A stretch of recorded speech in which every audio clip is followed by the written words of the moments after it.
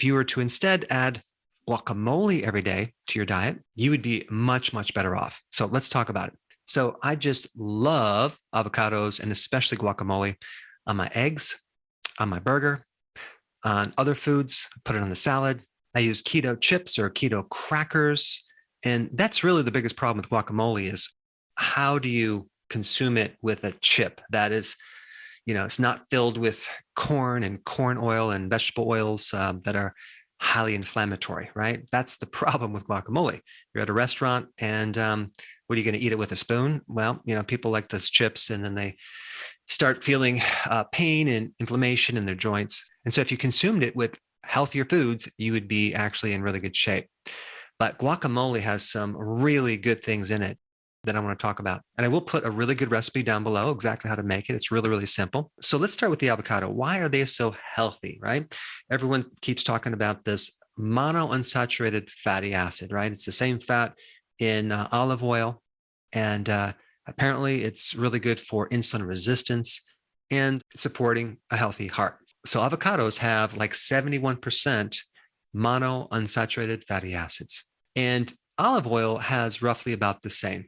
But just FYI, lard is about 50% monounsaturated. Tallow, which is beef fat, is about 50% monounsaturated. And butter has about 29% of it monounsaturated fatty acids.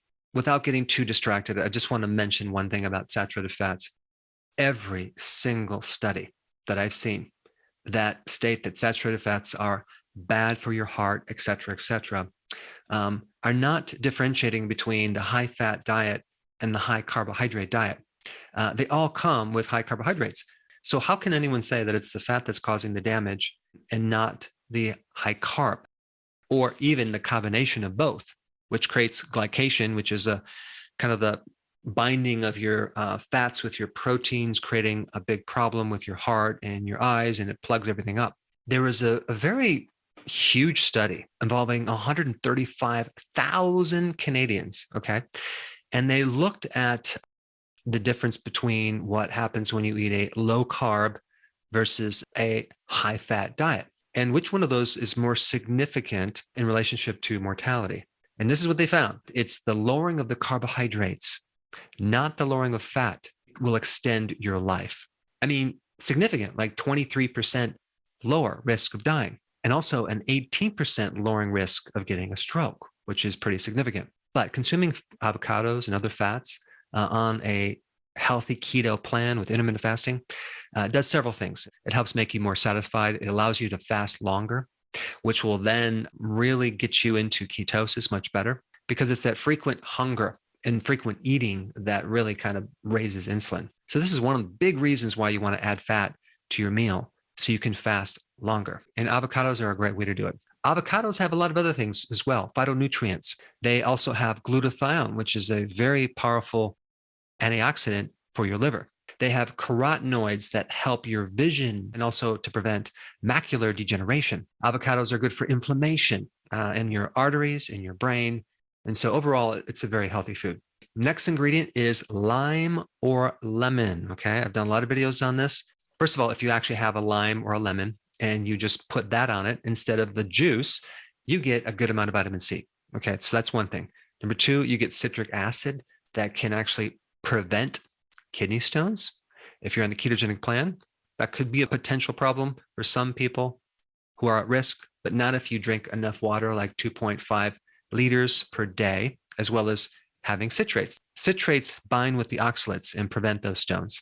Also, vitamin C is good to prevent fat from accumulating in your liver. It's good for the liver in general, and it's also good for overall weight loss. Okay, we have avocados, lime, or lemon, and then sea salt, right?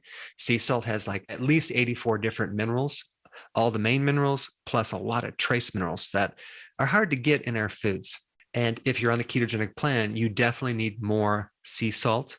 If you're deficient in salt, you'll feel weaker. Okay, that's one of the common symptoms. If you're concerned about too much sodium, there's a great type of salt that is lower in sodium but higher in these other minerals. I'll put that link down below. And then we have the tomato. There's a lot of different varieties or types of tomato. Nowadays, unfortunately, in the grocery store, they're just basically tasteless. But if you get a good tomato and put it in your guacamole, it can really help you with many different things. And one being lycopene. Lycopene is a phytonutrient that's really good for the heart. It's an anti-inflammatory. It's good to protect your skin from ultraviolet radiation. It can act as a sunscreen. It also has anti-cancer properties and is good for your bone. And then we get to the onion. And if you can get a red onion, it's a little bit better because it's going to be higher in this main phytonutrient called quercetin. Quercetin or quercetin, however you pronounce it, is a very interesting compound, especially for allergies, lowering histamines, but anything related to allergies, it's really good. Hay fever, things like that. It's also good for lowering blood pressure. It's good for gout. It's really good for your immune system. And it can even decrease your risk of certain types of cancer. And if you can't get red onions, just do any onions because all onions have this compound, but red tends to have more. And also onions are really high in vitamin C. This is why way back when they had scurvy, the sailors used to consume onions to get their full vitamin C complex. Onions also, with this next ingredient, garlic, really help your liver complete this phase 1, phase 2 detoxification, right? Which is really important in converting poisons to harmless particles. So they go from fat-soluble chemicals and toxins to water-soluble chemicals. The main phytonutrient that a lot of people know about is allicin, and this compound does a lot. Garlic is the heavy hitter with so many things, especially antimicrobial. So if you have, parasites or too much of the wrong unfriendly pathogens in your body, whether it's virus or bacteria or fungus or yeast or mold or candida, boy, garlic is what you need to take. Garlic could be considered a natural antibiotic, but without the side effects. Garlic also is great to act as a natural blood thinner. So it's really good for the heart. It's really good to lower your blood pressure. It's really good to prevent cancer. And it's also good for your gut microbes. It's also a potent anti-inflammatory. So if you can just stick that in any different types of foods that you're eating, the more the better. And then we come to another ingredient in guacamole called cilantro. Cilantro has some really interesting things as well, specifically to protect the liver against heavy metals. Okay, so it can act to bind with these heavy metals and act as a natural chelator, which means to claw or to bind and to pull out these heavy metals. Cilantro also has been studied for seizures because it has anticonvulsant properties, which is interesting.